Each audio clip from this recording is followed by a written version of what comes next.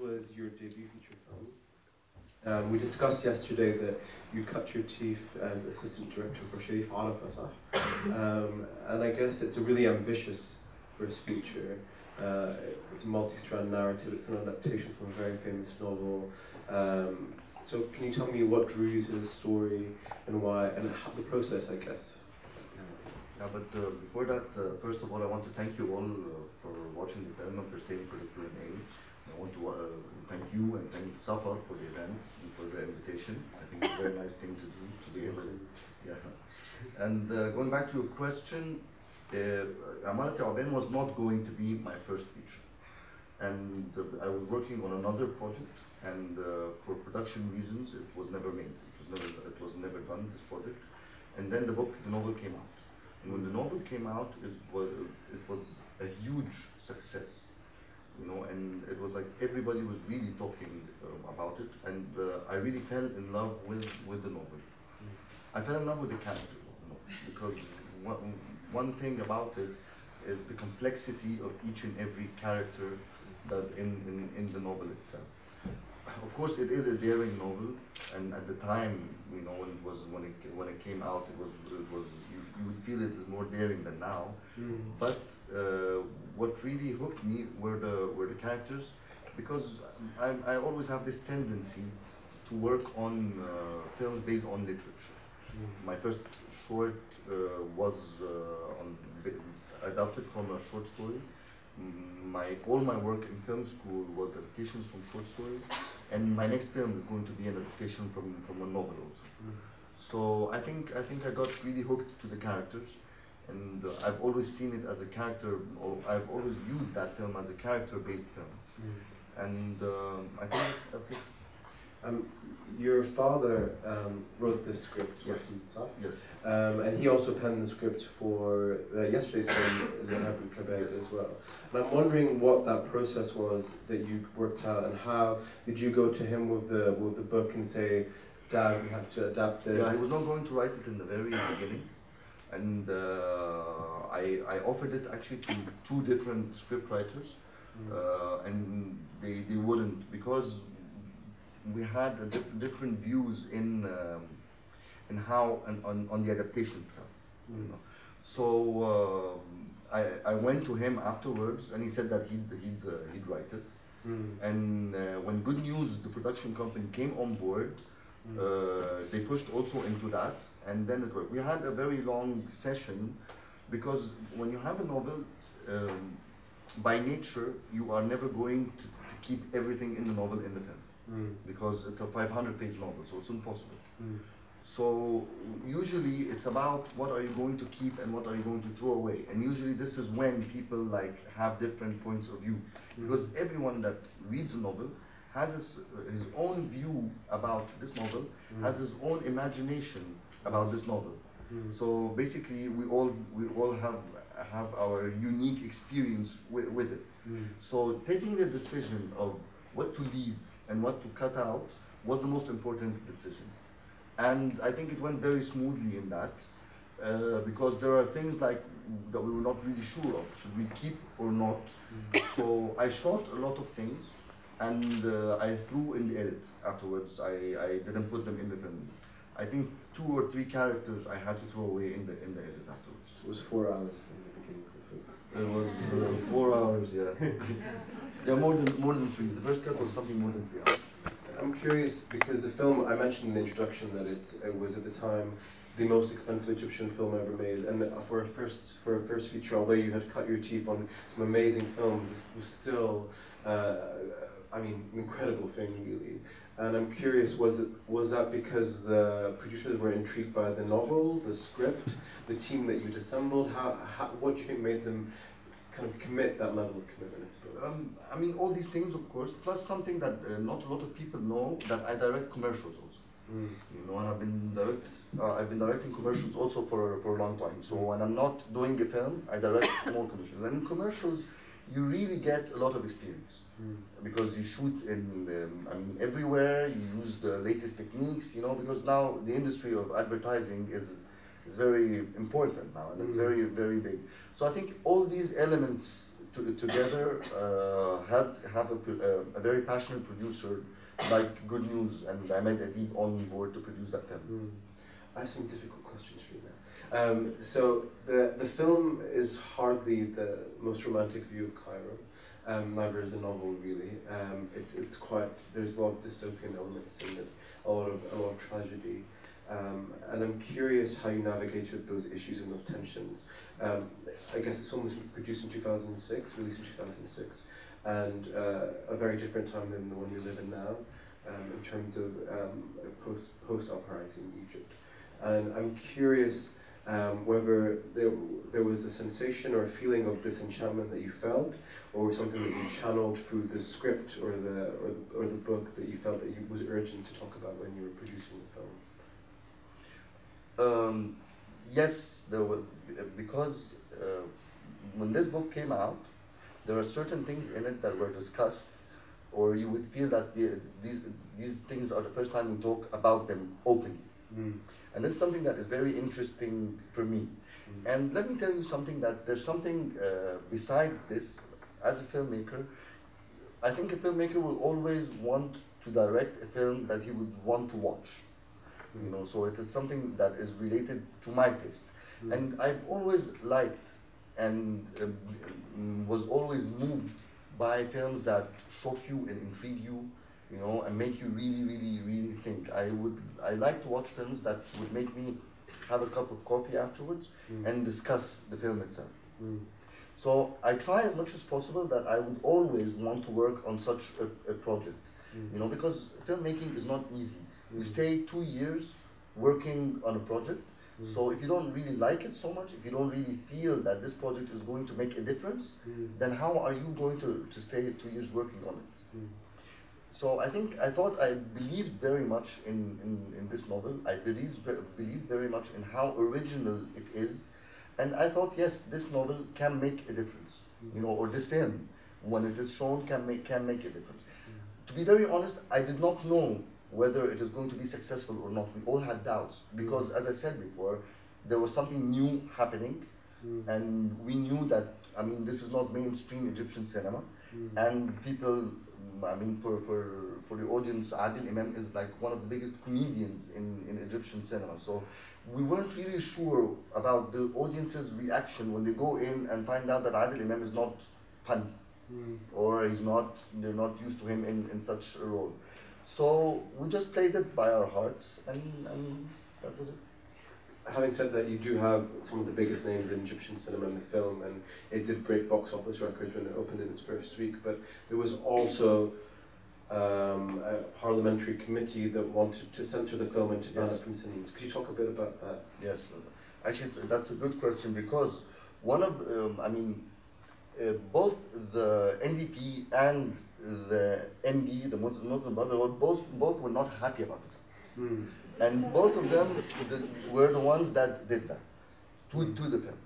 And actually the guy that raised this from the Muslim Brotherhood, his name is Mohsen Shalen. I think his name is Mohsen Shalen, if I'm not mistaken. Mohsen, yeah, I'm sorry. His name is Mohsen Radi. Now this guy is the head of culture in the parliament. But he was the one that wanted to ban it, and he had a very interesting argument, is that he himself edited the film, and he took away the scenes that he did not like, and the film works perfectly, or so he thought. So yes, this happened, but at the end, and also there was a big media campaign against the film, but at the end it didn't last for long, and the film was released, because when they said that they were going to cut the film and censor it, very interestingly, people went to the cinema, you know, and it made much more money, you know, and people started talking about it, and at the end now it's in all the news, TV channels, uncensored, and everything's fine. It's a difficult question. Though I'm asking this question on behalf of a friend who had to leave. But one of the things, so the film was actually very successful, and one of the things that I think a lot of European or Western audiences struggle with is the representation of the gay character in the film. how he's one who's doomed to, this is in the novel as well, of course, he's doomed to failure, he's doomed to die, and there's this psychologization of his why he was a gay man.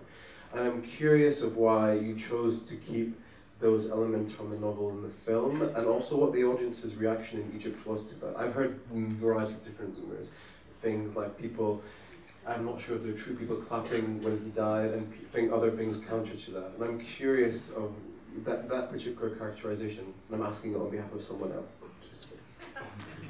Thank you for that question, and I've been asked this question, I mean, in every screen. Really? Yeah. So, first of all, the story is about a character that happens to be gay, and he's living in Cairo. And it is not accepted very much in Cairo. So what the story is about someone that is having trouble in his life because of his nature. So I insisted to keep it because this is a story, it's a human story, and I want to tell the story because I really admired the character very much. And I really liked it, the character in the novel. And I thought, yes, we should discuss it and we should keep it. When they made an adaptation of the novel in television, and they didn't keep the character, they took it away.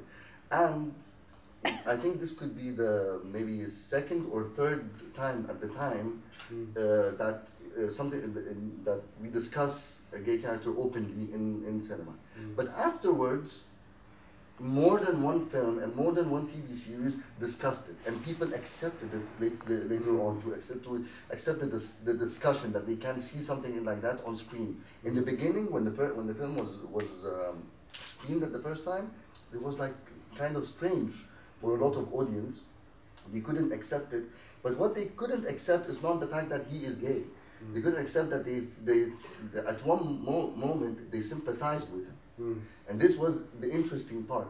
I mean, the screening was in Berlin, and you've got a mixed audience. You know, you've got an Arab audience and you've got a Western audience. And you would feel like sometimes the Arab audience would laugh while the Western audience wouldn't understand where is the joke, you know?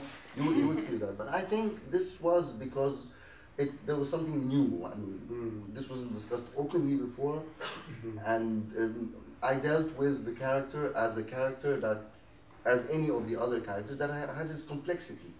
And I believe that complex characters are the interesting characters on screen. I'm not interested in telling stories about good people or telling stories about bad people. You know, and I don't believe in the good and bad thing. I like complex characters.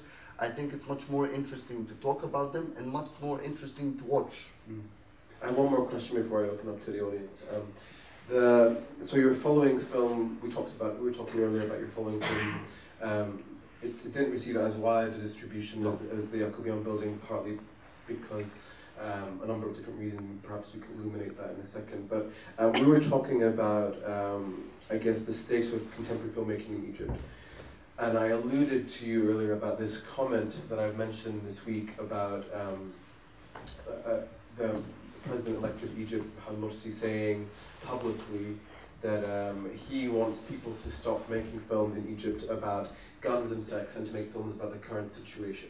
Now, as part of, I guess, a new generation of filmmakers and a part of a very active generation of filmmakers, and I think you really are a generation of people, I'm curious what you feel it's like, what your reaction is to that. I already know, but I mean, what your reaction is to that, and also to the state of filmmaking in contemporary Egypt, partly because a question that I get asked all the time, and I'm curious what you think about the lay of the land now for you making films. First of all, as a filmmaker, as an artist, I have my freedom to talk and discuss any subject I want. And at the same time, the audience, they have their freedom in watching whatever they want. So you cannot step on my freedom and the freedom of the audience and the viewer and tell us what to do and what not to do. I mean, this is something that is, but this sounds to me as a very kind of a propaganda kind of thinking, you know, very Russian or very 60s, you know, trying to direct the overall cultural wave into a certain direction that has to do with what they think is right and what they think is wrong as a brotherhood ruling. But I don't think that people will accept that. And I don't think that the filmmakers will accept that, because as I was telling you earlier, it is so easy to make a film now. It's not like before. I mean, and even when things like that were tried in Egypt before, there was always a filmmaker that would come out and break the taboo, break the rules, and make a film against the regime, and the film would become very successful. But now you can shoot a film with your phone, post it on YouTube, a million people will see it right away. I don't understand how are they going to do this. I'm sure they're trying to, or they want to infiltrate, you know, the cultural mood, you know, generally speaking. But I find it very difficult, you know, with all those young people that are very talented, that draw on the walls, with the amazing graffiti, the poems, the songs. I mean, with this cultural vibe, the very strong one, I highly doubt that. All right. Does anyone have any questions here in the audience? A question. You say you have you make commercials, yes, and you make films.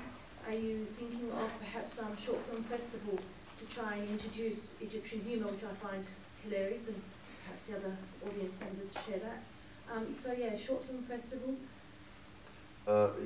You're talking to create a short film festival? Yeah, where you can use your talents for both, you know, making commercials. That would be an honor. Yeah, so I think that, I mean, London loves short film festival, so I don't see why we can't have an Egyptian one. So that's actually, we do very good shorts in Egypt. And as I was saying before, there are new filmmakers, because the technology now is accessible to everyone. Everyone has an editing software at his home, and they do really interesting stuff. So I really think that this would be an amazing idea.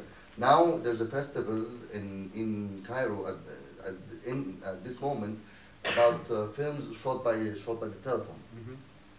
So yeah, why not? I think Omar can do something like that. More pressure. More pressure. I have to say, I was quite moved. I could see tears in my mum's eyes as well. And I was quite moved about the film, because we both, we love Cairo, we love Egypt, so it made us quite sad to see the decay and the state of Egypt as you portrayed it on the screen, and as obviously Alaa Al Aswany has portrayed it in his book.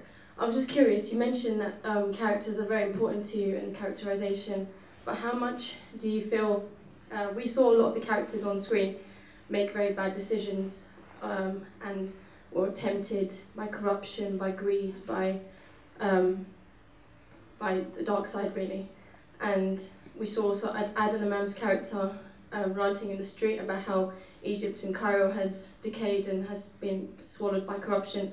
I was wondering how much of the characters were influenced by the city that they lived in Cairo at that time, and how much was it just a story of characters, and how independent the character story were to the city, or was the city quite an important factor? First of all, thank you for all your comments, and thank you for your question. There's a dialogue between Hind Sabri, Busaina, and Adel Imam when she tells him مصر بقت قاسية قوي على أولادها يا زكي. I really think that this line says it all. I mean, and I really think that this line of dialogue is what this film is about. You know? Say that in English. Egypt's been very hard on Egypt's been very hard on its children, right? Yes. Yeah. And then she goes on, and that is why a lot of people want to leave, and a lot of people can't stay, and all this. And actually, right now, a lot of people want to leave. A lot of people not want to stay there. And yes, when you are under so much pressure, I believe that human nature, that we make mistakes because we are human beings. And when you put under pressure, and much more pressure, whether it's financial, whether it's your freedom, whether it's lack of justice, whatever it is, you are more vulnerable, and you can, you know, fall into making bad decisions, wrong decisions, or even attempting crimes or whatever. So I think, yes, there is a relationship between the characters and the city. If it was in a different city, it wouldn't, maybe the characters would not have acted like that. Maybe Hatem Rashid, if the story was in New York, he wouldn't have any problem. He would be living a normal life, he would be very happy. But maybe his character is facing trouble because he is living in Cairo.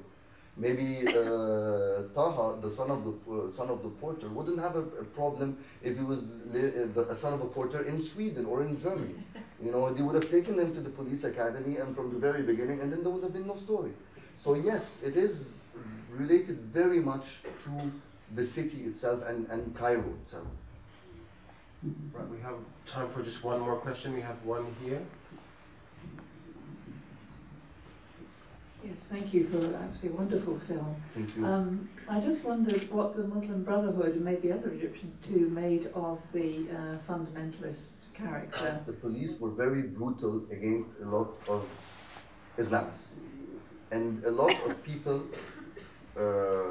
became more aggressive and more violent because of the violence that was played on them through the security system. Because we have reached in a certain stage of a cycle of violence, you know, being played by everyone.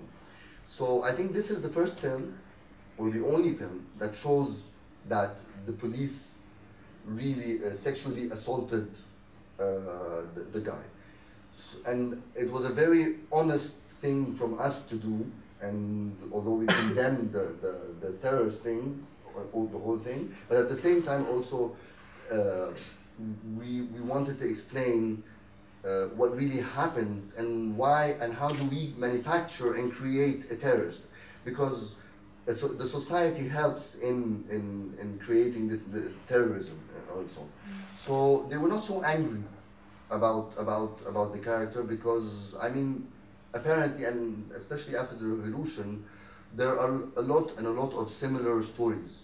You know, young people, and I'm talking really young, 16, 17, that were tortured very badly, that were sexually assaulted, and these incidents changed the course of their lives forever.